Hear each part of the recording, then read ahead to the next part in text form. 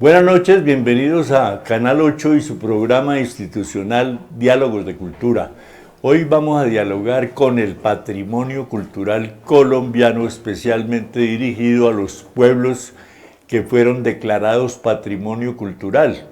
Entonces, pues hay muchos pueblos en los diferentes departamentos. En el Magdalena tenemos a Ciénaga, en Bolívar a Mompox, en Córdoba tenemos a Lorica, en Cundinamarca Guaduas, por ejemplo, en Santander están Girón, Socorro, Barichara, que no se nos olvide, en Boyacá Villa de Leyva. Y cada uno de esos pueblos han sido perfectamente, digamos que le han hecho toda una visión de si eso no es patrimonial, qué conservan, de qué época está en el parque, la iglesia, la gastronomía, tiene algo representativo a nivel nacional, la gente lo va a buscar, ese tipo de cosas. Pero también vamos a hablar al final de esta primera parte del patrimonio inmaterial, que hablamos mucho de eso, pero no sabemos qué es, qué incidencia tiene, qué constituye patrimonio cultural inmaterial. Entonces vamos a hacer un recorrido por esos municipios y podríamos empezar por Antioquia, que tiene a Jericó, Jardín y Santa Fe de Antioquia. Y ya pues podríamos decir que Santa Fe es el pueblo más cercano de Medellín, donde se consigue casi que el ejemplo de lo que es un municipio con carácter de patrimonio cultural, por las calles, por las casas, los techos, la conservación, cada restauración que hacen es muy fiel a su original, las costumbres, la gastronomía, la gente tan amable, su festival de cine de Víctor Gaviria, todo eso hace que Santa Fe de Antioquia, además tiene ese famoso puente de Occidente, que hizo un señor de apellido Villa, tuvo experiencias en Brooklyn, en Nueva York, en Estados Unidos, construyendo ese puente y como trabajador, pero después vino aquí como ingeniero y construyó ese puente de Occidente, que es una maravilla cruzarlo a pie y mirar la distancia que hay entre los dos puntos para mirar lo grande y la razón por la que los alemanes que vinieron a reemplazarlo a él porque le gustaba tomarse unos tragos y oír una música al final del día laboral. Y entonces dijeron, no, ese señor no va a hacer una buena cosa. Y lo cambiaron por unos alemanes que no se comprometieron porque decían que esos cálculos no daban para dejar subir ahí ni mulas, ni mucho menos carros, ni buses, ni camiones. Y después les tocó volver a Villa y Villa lo terminó y demostró que los cálculos sí eran correctos. Entonces tienen unas historias también que constituyen patrimonio cultural inmaterial en ese caso, porque es la anécdota, el cuento, la leyenda, el mito que están alrededor de la construcción del puente. Y entonces por eso hace de Santa Fe de Antioquia un ícono del patrimonio cultural en Antioquia, pero también está el Jardín y Jericó. Jericó también es muy devoto, muy religioso, varias iglesias, muy buena conservación de las calles, la pulcritud, la limpieza, la conservación y la difusión, porque el patrimonio no basta con declararlo, tenerlo y mantenerlo, sino también difundirlo, porque en la difusión está el éxito de lo patrimonial, en el sentido de que con darlo a conocer al país y al exterior, eso genera visitas turísticas que dejan empleo, ingresos y alegrías, porque un turista satisfecho trae más turistas, decía un eslogan del ministerio de la época hace 30, 40 años, y eso ha cambiado, ahora es Colombia el país de la belleza, pero eso genera ingresos. Es más, ya está el gobierno y en el plan de desarrollo que los ingresos que va a dejar de percibir Colombia en razón de la exportación de petróleo y carbón para no contaminar, para no aportar CO2 al calentamiento global, que es verdad, sí existe. Este año murieron más de 60 personas por causa del calentamiento global en Europa. Y uno percibe los cambios climáticos. Aquí en Chile hemos estado a 20, 22 grados de temperatura en un día de veranero. Entonces, todo ese dinero que percibimos ahora por concepto de petróleo y carbón debe ser reemplazado por el turismo. ¿Y tenemos con qué? Uno a veces revisa Instagram y se encuentra con unos destinos turísticos en Irlanda que lo que hay es una playa llena de piedras y unas montañas, pero eso no, Colombia tiene mucho más que mostrar, que es el país más multidiverso en aves. Aquí hay más de 1.500 especies de aves nativas, entonces en el mundo hay millones de personas que tienen como hobby la observación. Hay que promover eso. Por eso los pueblos patrimonio deben ser promovidos. Pero pasemos a Ciénaga. Ciénaga es un sitio emblemático de Magdalena por aquello de que está equidistante tanto de Barranquilla como de Santa Marta. Y se inauguró, se creó para reprimir un poquito los indígenas chimilas que habitaban esas zonas de Santa Marta y el Caribe en general, los replegaron a Ciénaga porque los blancos estaban dominando esas nuevas ciudades que eran Santa Marta, Barranquilla, Cartagena. Entonces se creó Ciénaga, y Ciénaga también fue motivo de inspiración para Gabriel García Márquez y sus 100 años de soledad, queda muy cerca de Aracataca. Entonces esos pueblos tienen unas iglesias, tienen unos teatros, tienen unos parques emblemáticos que vale la pena conservar y Ciénaga lo ha logrado. Pero también existe Mompox, Santa Cruz de Mompox, eso es patrimonio cultural no de Colombia sino de la humanidad, porque conservan 3 calles que son la calle de la Albarrada con unos muros de contención para evitar inundaciones cuando crece el río Magdalena, porque Mompox está sobre un brazo del río Magdalena. Y Mompox ha sido bien conservado, la calle de la Albarrada, la calle del Medio, la Tercera, y hay como 7 iglesias en 1.000 metros cuadrados. Entonces esas iglesias también son muy emblemáticas, especialmente la de Santa Bárbara. Y hay que decir también que Mompox celebra el Festival de Jazz, del 3 al 5 de octubre, vamos a estar oyendo jazz en Mompox y vamos pues claro a combinar las cosas, porque hasta ahora lleva como la 4ª versión que viene este año y la gente local dice esa vaina no es nuestra, no, lo nuestro es el vallenato, lo nuestro es la cumbia, el porro, el mapalé, pero hay que intercambiar cosas. Totola Momposina se presentó en todo el mundo, entonces el argumento que utilizaron en Mompox es: si uno encuentra en Marruecos un aviso invitando a la presentación de Totó, ¿por qué no vamos a invitar el jazz norteamericano, el jazz local, que tenemos muy buenos intérpretes de jazz aquí, tanto lo instrumental como lo cantado? Entonces vale la pena registrar a Santa Cruz de Mompox por eso, y además porque tenemos amigos allá y que viven en Chía, son originarios de allá, tienen casa en el medio del centro histórico como Giovanni Di Filippo, que lamentablemente por situaciones de última hora, que ahora les cuento qué pasó, no pudo estar aquí, pero lo vamos a invitar para que nos hable de Santa Cruz de Mompox.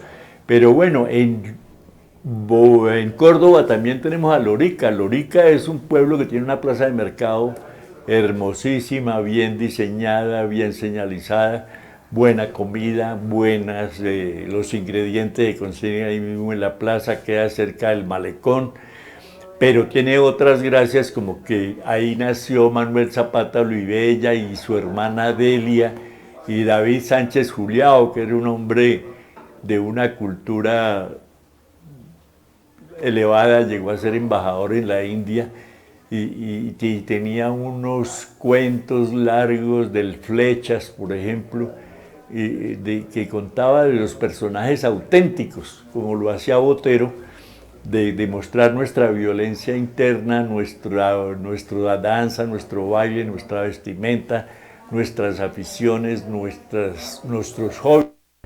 Y a propósito de Botero, aquí en Chía existe un ancianato que se llama La Macarena y que ha recibido a través de la Fundación Fernando Botero Angulo y de su gerente Seckenbach, un alemán tal vez, de la Macarena. Entonces, desde aquí nuestra gratitud al maestro Fernando, a su familia, para que continúen aportando algunos dineros que faciliten y hagan más alegre la vida de los mayores, los adultos mayores. Pero sigamos con otro pueblo patrimonio aquí en Cundinamarca. Guaduas es patrimonio cultural, también destino turístico cultural. Guaduas también conserva muchos edificios, tiene un río lateral, tiene una excelente iglesia, las casas las conservan y tiene también buena gastronomía. Y un plus que es el hecho de que ahí, después del movimiento de los comuneros, fue apresado José Antonio Galán y decapitado y puesta su cabeza como escarnio público. Entonces también allá nació la Pola, Policarpa Salabarrieta, que tiene una escultura aquí en el barrio Las Aguas, en Bogotá, en la calle 19 de Carrera Segunda. Y así vamos a seguir enumerando otros. Por ejemplo, ya conectando con los comuneros en el Socorro y Girón, Santander también hay mucho patrimonio cultural, puertas y ventanas grandes de madera bien conservadas, calles empedradas, teja de barro, iglesias bien diseñadas y bien conservadas. Y también sede de los comuneros, de Manuela Beltrán, de Antonia Santos, de José Antonio Galán.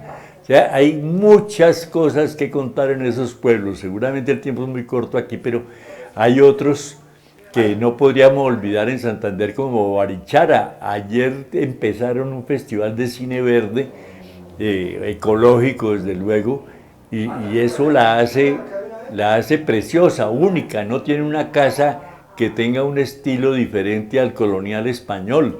Entonces también pues, sus calles empedradas, sus casas blancas, sus tejas de barro, sus puertas y ventanas de madera. Todo eso hace que Barichara sea un pueblo con un apetito turístico mundial. Ya la reconocen. Entrevistaban a un director de cine italiano que propuso ese festival de cine verde y dice que cada vez se enamora más de Colombia y más en Barichara. Y eso es una excelente publicidad para que nos escojan como destino turístico cultural. Pero Villa de Leyva también está cerca ahí, pero ya en Boyacá.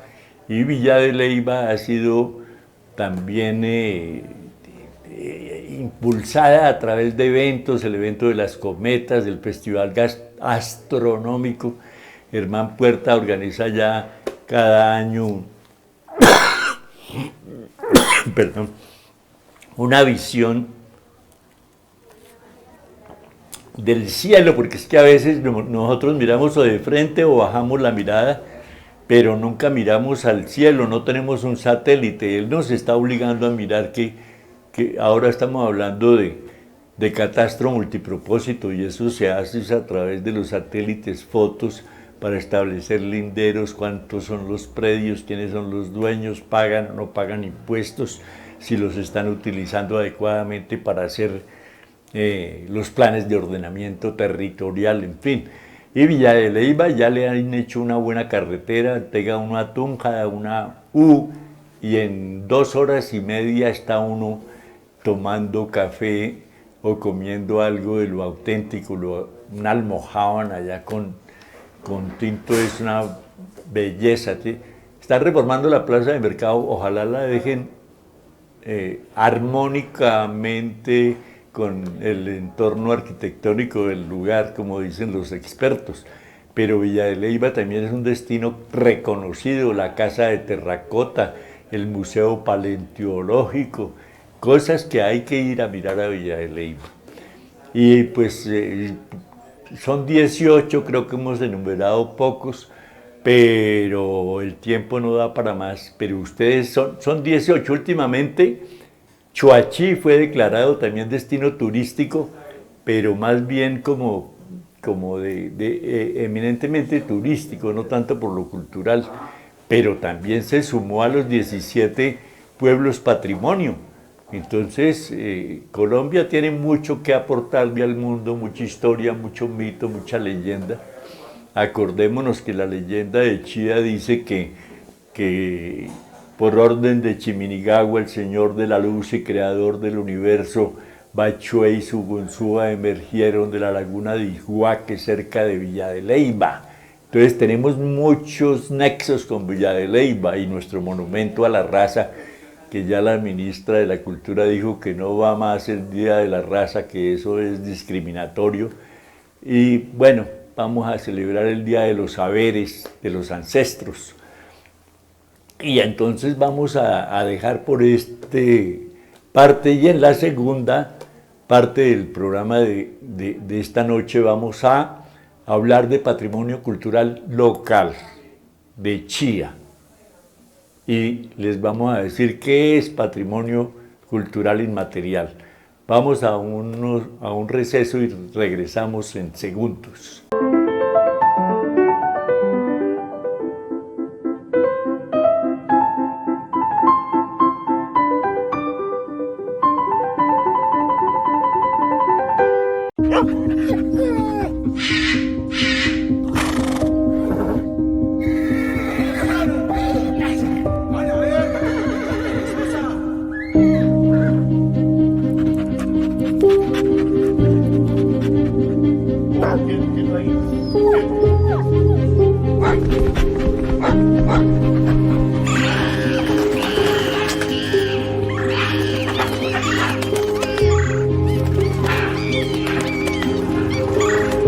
A diario miles de animales sufren maltrato físico y emocional grave. El cautiverio, la violencia física y el abandono pueden provocar su muerte. La Fiscalía General de la Nación lucha contra este delito haciendo justicia a través del Grupo Gelma. Denuncia en la línea 122. Fiscalía General de la Nación, en la calle y en los territorios.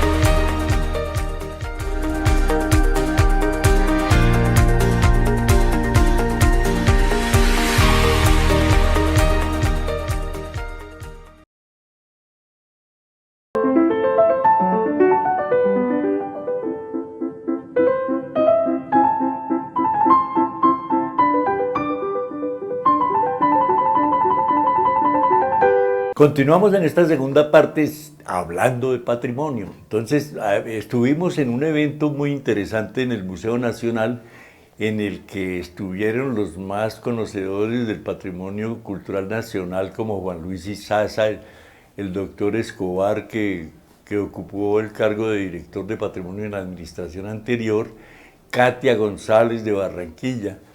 Y cada uno de ellos con el director del Museo Nacional hablaron de lo que tiene el Museo Nacional y lo que constituye patrimonio cultural, del edificio y todo su contenido.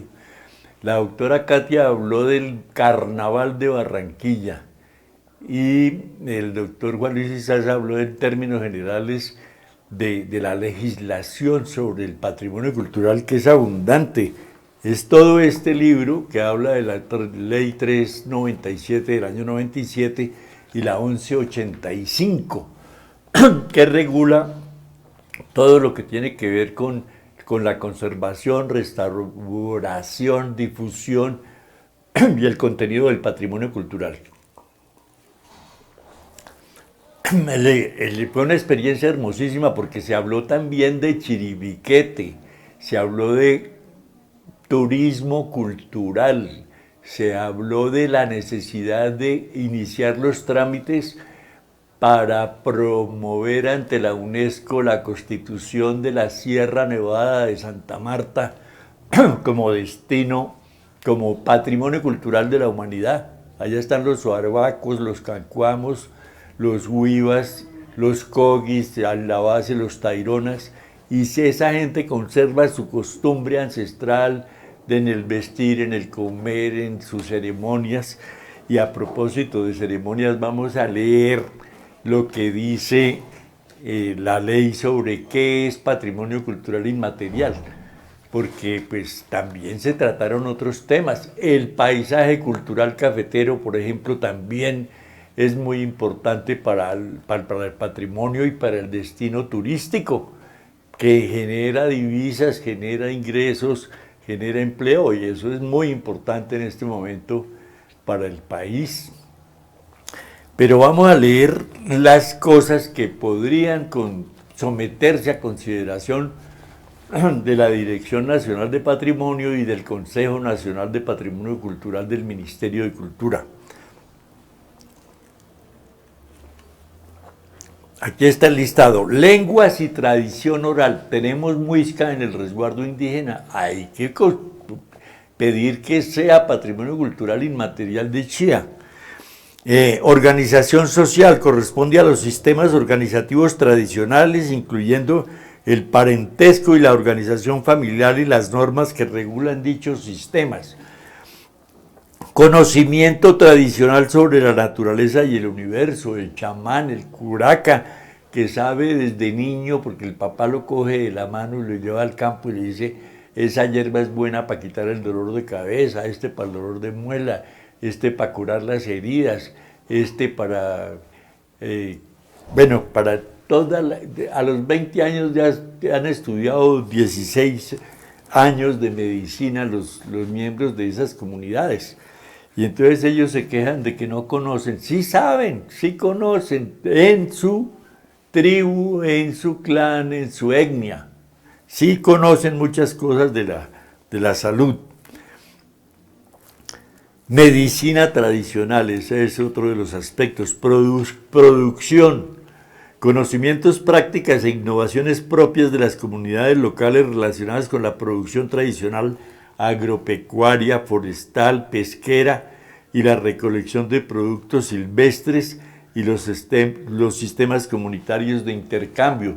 Sí, nosotros tenemos oro en la altiplanicie cundiboyacense sin producirlo, pero al intercambiar las prendas de algodón o de lana de oveja, se cambiaban por oro, porque tenían el valor utilitario, pero no un valor económico que representara el oro como algo más valioso que la lana. Si tengo frío, vale más una ruana que 20 gramos de oro. Pero también hay otras cosas, técnicas y tradiciones asociadas a la fabricación de objetos artesanales. Por eso uno va a Ráquira y consigue cerámicas, pero si va a Nariño consigue artesanías de madera, pero con barniz de pasto, que tiene un proceso complicado, difícil, y finalmente queda una especie de elástica que la envuelven de diferentes colores y la van cortando y ilustrando, diseñando ese barniz de pasto sobre la artesanía de madera, y quedan preciosos. En este momento hay una exposición de artesanías colombianas en Madrid y esa exposición es visitada por todos los europeos, pero quedan admirados al saber cómo es el proceso de obtención de ese barniz y cómo lo adhieren a esa madera. Entonces estamos demostrando nuestra cultura ancestral, y aprovecho ahí para hacer un agradecimiento a Amparo Restrepo y a Álvaro Medina, del arte colombiano de los años 20 y 30, porque tal vez Rómulo Rosso, Luis Alberto Acuña, José Domingo Rodríguez, fueron artistas que se atrevieron a ir a estudiar a Europa, estuvieron en la Escuela de San Fernando en Madrid, viajaron a París, en el caso de Rosso se encontró con Picasso. Picasso le dijo: Rómulo, ¿qué está haciendo? No, que Bachué. ¿Y quién es Bachué? No, Bachué es un miembro de la mitología. ¿Y eso qué significa? Y le echó el cuento que les eché al principio, que Chimininigagua ordenó a Bachué y su consola que emergieran de la laguna de Iba, que cerca de Villa de Leyva, con el propósito de poblar el mundo muisca. Y Picasso quedó admirado y le dijo: Rómulo, regrese a su patria y estudie lo ancestral. Y él lo decía con conocimiento de causa, porque él había estado en el África y de allá trajo el cubismo, esas figuras geométricas que querían aparentar las tres fases del cubo. Las aprendió allá con los africanos. Entonces él le decía también: venga para acá. Y después Rómulo hizo un tocador que ganó premio también en París, y vinieron a la Feria de Arte Iberoamericana en Sevilla, España, ganaron premios y después llegaron a Colombia a motivar a otros. Entonces a veces pues estamos hablando de Botero todo el tiempo, pero quienes abrieron realmente las puertas fueron esos: Acuña, Rosso y Rodríguez, José Domingo. Y tienen muchos otros que se me escapan ahora. Es todo un libro hablando de eso, pero hay que hablar de ellos porque estamos hablando de un artista de carácter universal. Pero como los futbolistas, los gimnastas, los levantadores de pesas, los nadadores, una medalla de bronce, de plata o mejor de oro los hace célebres, y ya nos tienen una mirada diferente a los colombianos y nos hacen conocidos, nos ubican en el Papa, porque muchas veces nos confunden a Colombia, Estados Unidos, con Colombia, Suramérica. Entonces cada vez tenemos más identidad y nosotros más sentido de pertenencia, más orgullo de ser buenos colombianos. Pero aquí hay otras cosas que, artes populares, por ejemplo, recreación de tradiciones musicales, dancísticas, literarias, audiovisuales y plásticas, que son perpetuadas por las mismas comunidades.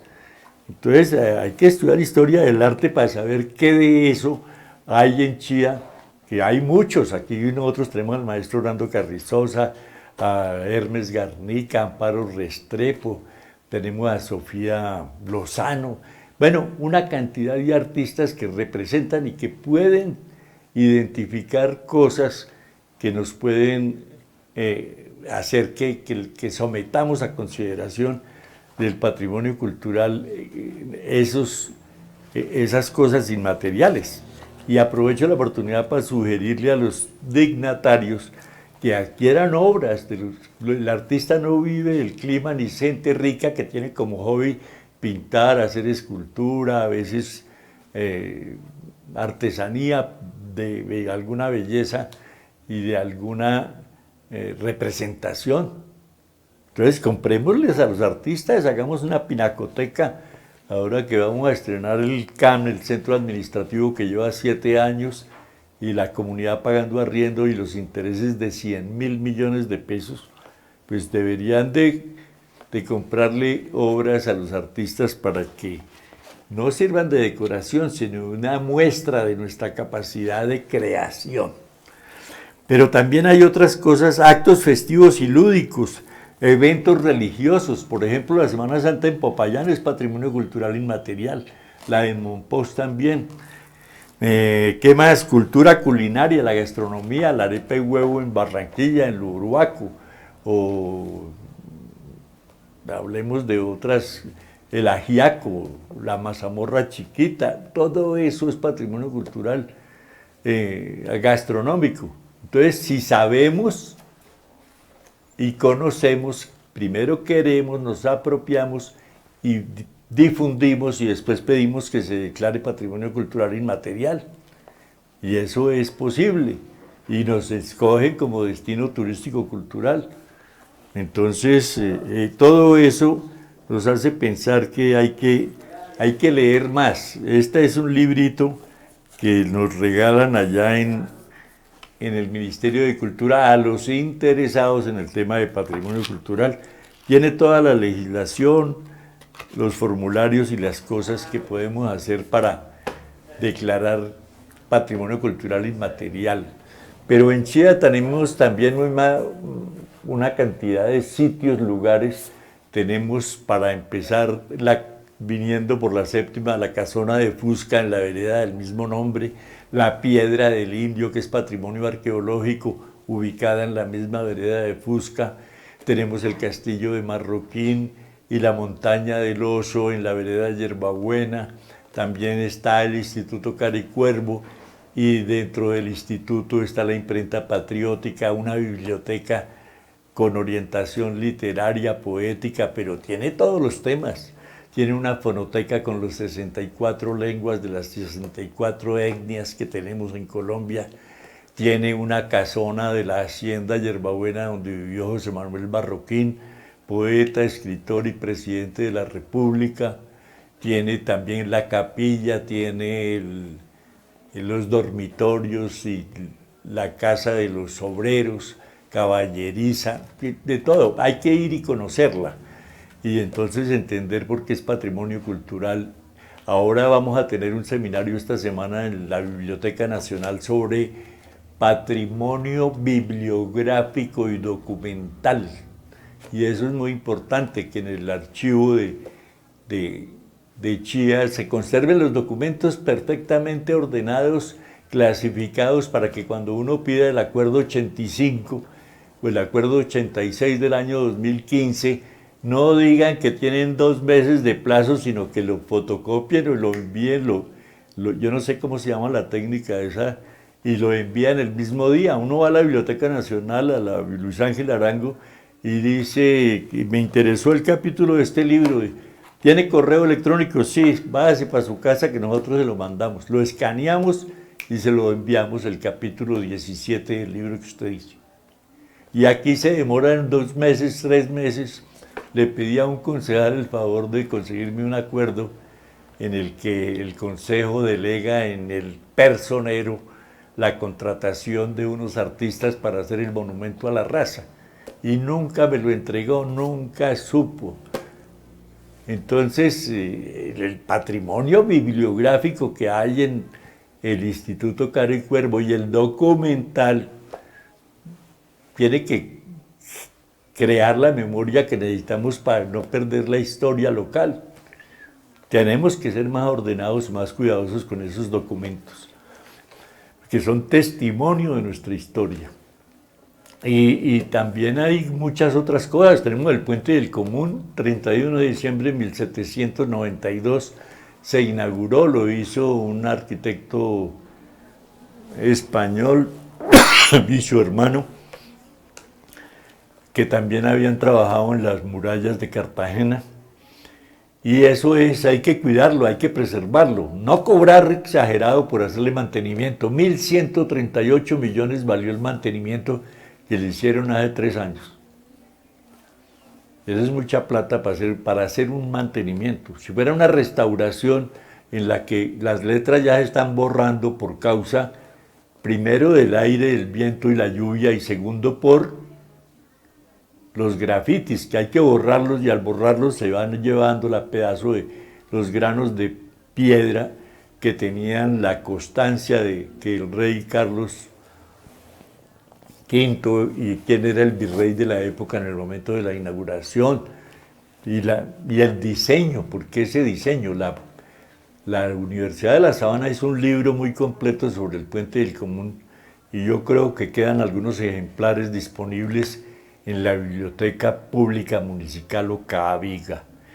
Pero también tenemos el preseminario que queda en la parte alta de la vereda de Fusca y frente a la estación del tren La Caro, que es otro ícono del patrimonio cultural.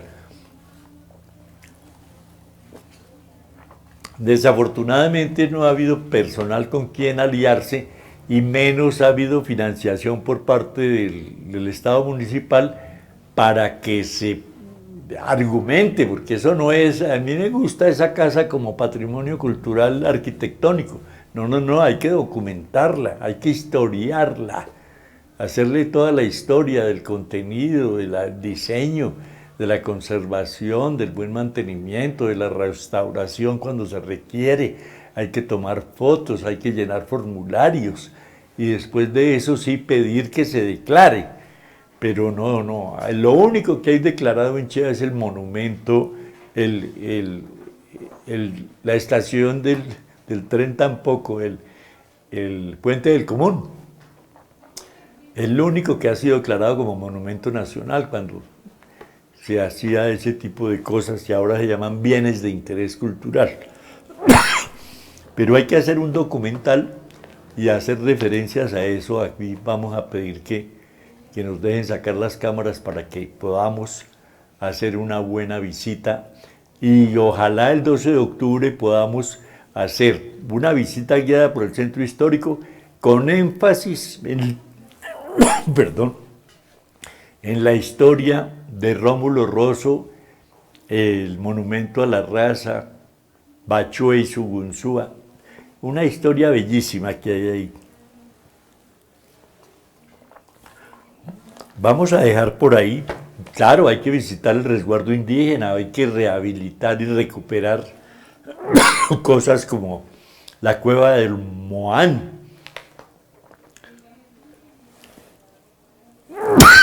Perdón. Que es patrimonio espeleológico, hay que estudiar ese tema. Y lo del resguardo con más veras. Entonces, vamos a dejar por hoy con esos temas de patrimonio cultural, monumental y arquitectónico, pero tenemos que insistir en el patrimonio inmaterial y hacer visitas guiadas que nos permitan hacer apropiación social del patrimonio.